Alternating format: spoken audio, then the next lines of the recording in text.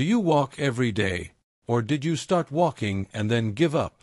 Many people think that walking is just a simple exercise and doesn't offer much in terms of benefits. In this video, you will see the benefits walking can bring to you. Hello, I'm Dr. Marcos, and welcome to the You Stronger channel. Before we begin, I want to invite you to leave a comment below telling me what city you're watching from. And who knows, maybe this could be the push you need to turn your resolution into action. All you need to do is put on a pair of sneakers and start your routine. It's free, the most democratic exercise, low impact, and you can do it every day. Walking is beneficial for people of all ages. It will clear your mind, strengthen your body, give you more energy, and boost your self-esteem. If it could be packaged and sold as medicine, walking would be considered a miracle drug. And you'll see why. Tell me, do you move around a lot, enjoy walking, or have you been a bit hesitant lately? Where are you from? Write it below. Let's go. What are the 10 benefits of walking every day? What will improve in your body? Remember, at the end, I'll share 5 tips to keep you motivated and help you start walking every day, so stay with me until the end. But before sharing this information, make sure to subscribe to my You Stronger channel and leave a like on this video. I need as many likes as possible to help reach and support more people. Can I count on your support? Benefit 10. It can make you younger. Seriously? Yes, it's true. Walking briskly every day can reduce your biological age by up to 16 years. Researchers from the University of Leicester in the UK have found a clear link between daily walking and the length of your telomeres. Telomeres are found at the end of your DNA and act as protection. Do you know that little plastic piece that covers the end of your shoelaces? Without it, you can't tie your shoes properly, right? Telomeres are similar to that plastic. Every time your cells divide, that plastic piece shortens. When it gets too short, it stops the cell from dividing because the telomere becomes too short to protect your DNA, leaving it vulnerable.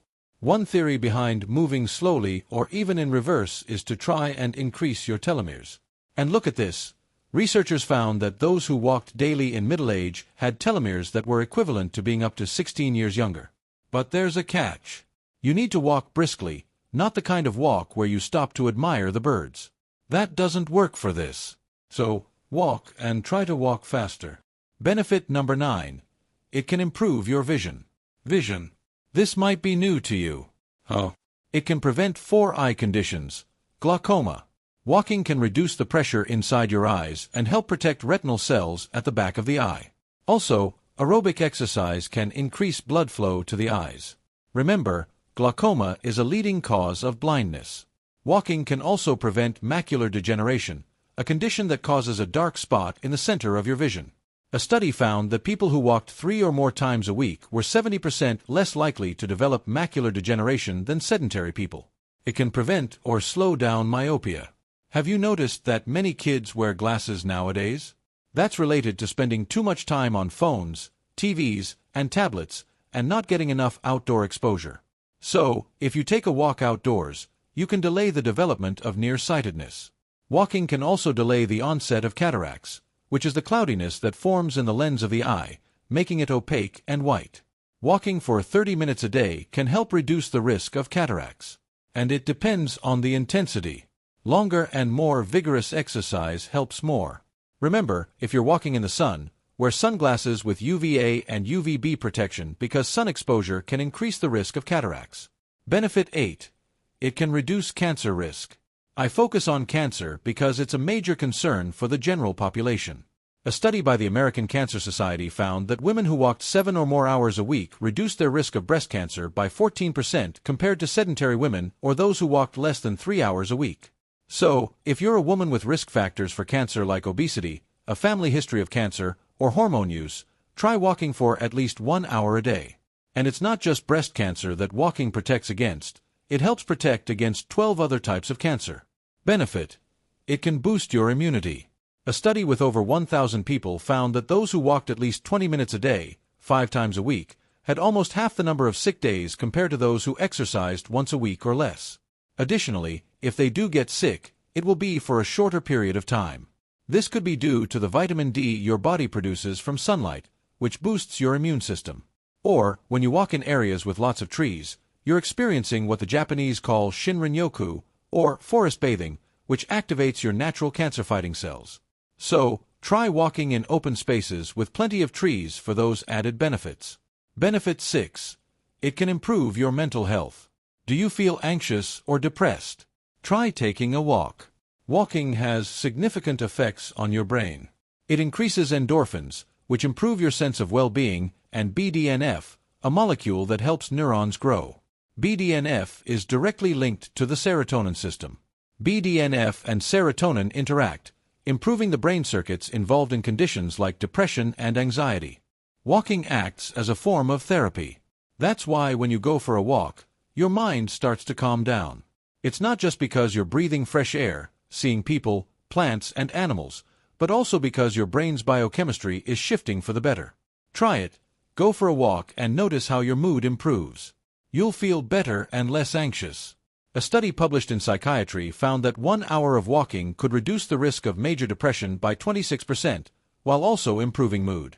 Another study from a university found that, whether you're outdoors in a park or indoors on a treadmill, walking helps bring feelings of joy. Benefit 5. It can improve your memory. As I mentioned, walking increases BDNF, which helps neurons grow, especially in the hippocampus, where our memories are stored. If you go for a walk and then sit down to study for an exam, for example, you'll retain that information better and have improved focus. Additionally, walking helps you think faster and more creatively, and it even improves your sleep, which also helps consolidate memories. So, if you find yourself forgetting things, take a walk. Benefit 4. It improves cardiovascular health. Walking can reduce your risk of strokes, heart attacks, varicose veins, and thrombosis. It lowers blood pressure. Of course, it will rise a bit during the walk, which is normal, but it tends to go back down to lower levels afterward, especially systolic pressure, the top number. It can also reduce your LDL cholesterol, the bad kind, and triglycerides, while increasing HDL cholesterol, the good kind. For all these reasons, those who averaged 10,000 steps a day showed a nearly 35% reduction in all-cause mortality risk and a 40% lower risk of suffering a cardiovascular event, such as a stroke, heart attack, or angina. And since the heart is a muscle, exercise also improves heart failure symptoms. By exercising our muscles, our second heart, we reduce the risk of varicose veins, dilated veins, and thrombosis, because blood flow tends to move from the legs back to the heart, alleviating leg pain. Third benefit. It increases blood sugar levels. Walking boosts insulin resistance, especially important for prediabetes, gestational diabetes, and type 2 diabetes. If you're feeling unhappy, go for a walk because it reduces the risk of gestational diabetes and its complications for your baby. If you're one of the 40+ million pre-diabetics in the country, take a walk because it can reduce the likelihood of becoming diabetic. Here's an interesting point. According to the Journal of Gerontology, if you walk for just 10 minutes after meals, like after lunch or dinner, it greatly benefits your blood sugar control. So, if you're diabetic, make this a regular routine. And it doesn't have to be an intense walk, it can be light. Second benefit. It increases your mobility. This is crucial as we age. Walking every day increases muscle strength, which tends to decline with age. It boosts core muscle mass, helps prevent osteopenia and osteoporosis, and believe it or not, reduces knee pain. Walking protects your knees, unlike running, which can strain them, especially in the knees and legs that are more susceptible to osteoarthritis. It lubricates the joints and strengthens the muscles that support them. Walking increases your range of motion and body mobility, while also improving your balance. Want to be a healthy old person? Start walking now. First benefit. It reduces belly fat. A study showed that brisk walking is just as effective as running when it comes to reducing belly fat. So, if you're carrying extra weight around your belly and you've had an ultrasound revealing that you have excess belly fat, don't worry, take a walk. Before you know it, that belly fat will disappear. Make walking part of your daily routine. Still not feeling motivated? Let's try to get you out of that chair and eliminate sedentary living once and for all. Our motivation is usually affected by one of 4 reasons. We're too tired. It's been a tough day at work, you don't have time for anything else, the weather's bad, it's hot, unbearably hot. Maybe it rained a lot too. And then you start to wonder, is it really worth it? Last time, you didn't lose any weight, right? But here's the thing, it's not about weight, it's about your health. Don't worry if the results don't show up right away, or if you still feel tired while walking. The benefits will come over time. Just don't get discouraged. Soon, the uphill climbs will get easier, your glutes will hurt less, and people will notice that you're calmer and less irritated. Confidence. Now, let's dive into 5 tips to keep you motivated and make walking a habit. Tip 5. Make life easier and reduce barriers. To make something a habit, you need to lower the barriers. For example, putting your sneakers at the back of the closet isn't going to help. If you want to walk tomorrow, get your clothes ready today. I do this. I leave my sneakers and clothes almost at the door of my room. That way, it's much harder for me to skip walking before work. Tip 4. Don't break the streak. If you've ever watched comedian Jerry Seinfeld, you know he found something that changed his life. He was having coffee and saw construction workers at a building site, and had an epiphany. He started writing every single day, no matter if he felt inspired or not, and marked the days he met his goal on a calendar. At first, it was hard, but eventually, he couldn't break the streak. He wrote for 100 days, then 200, then 300, and became one of the greatest comedians of his generation. Today, he has nearly $1 billion in the bank. Buy a calendar and mark it in green. Tip 3. Use walking as a way to connect or learn something new. Invite friends, colleagues, or your partner to join you. Walking together can be a great way to socialize, share ideas, or even learn something new. You could also learn something new. I listen to an average of 60 to 80 books a year because I listen while at the gym, in the car, or even while walking. This has been my routine for almost 10 years now. Combining exercise and traveling has changed my life. I've read biographies of more than 1,500 pages that I never would have had the time for if I hadn't made this a habit. I'm a big fan of Audible by Amazon. But if you don't want to spend money, you can listen to free podcasts or videos online. I'm sure you'll gain a lot of unexpected knowledge. Tip 2. Find gaps in your daily life. I'm sure there will be comments below saying that people don't have time for this. But I'm convinced that if you want to, you'll find the time.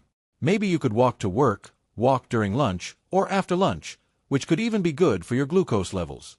You could have walking meetings with colleagues, like Steve Jobs used to do. Maybe you can't fit in 30 minutes straight, but 2 15-minute sessions or 3 10-minute sessions. I'm sure you can make that work. By finding these gaps and splitting them up, you'll become healthier. Tip 1. Use social media as a tool. If you're on Facebook or Instagram, post your walking goal. Tell people you're starting now, and your goal is to walk for 20 days without missing a day. Take a picture in your walking clothes and post it. Post again tomorrow and keep going. If you're like me, you'll get there. Others are watching, and this initial goal might feel small, but it will keep you accountable. Or, if you're not comfortable sharing like that, find a walking partner or a group on social media who shares your goal and will encourage you. And remember, if you've been inactive for a while, start slow. The first step is always the hardest. Take it slow but steady. Remember the tortoise and the hare story. Be consistent, do it every day, and eventually, you'll surpass many people who are in better shape than you today. One step at a time. Challenge yourself and track your progress. Can you walk a bit further tomorrow than today? Visit that park you haven't been to in a while, and enjoy the walk while appreciating the natural beauty of your city. I'm sure there are parks, rivers, and other green spaces nearby that you can explore on foot. And, of course, check with your doctor before starting any activities, especially if you feel anything unusual, but don't let that stop you from beginning. I hope this video has helped you. Share it with a friend or family member to spread the knowledge. Don't forget to subscribe to my channel, as it will help this content reach more people around the world. Thank you very much. Legal disclaimer. This video is for educational purposes only, aimed at instructing the public on various topics related to medicine and general health. The information provided in the videos is not intended to replace medical consultations or serve as recommendations for any treatment plans. If you have any questions, please consult your doctor. Medicine is a constantly evolving field, and the videos are based on the most recent scientific articles available at the time of production. The videos are strictly for educational purposes only and do not disclose addresses or phone numbers of any office, clinic, or service.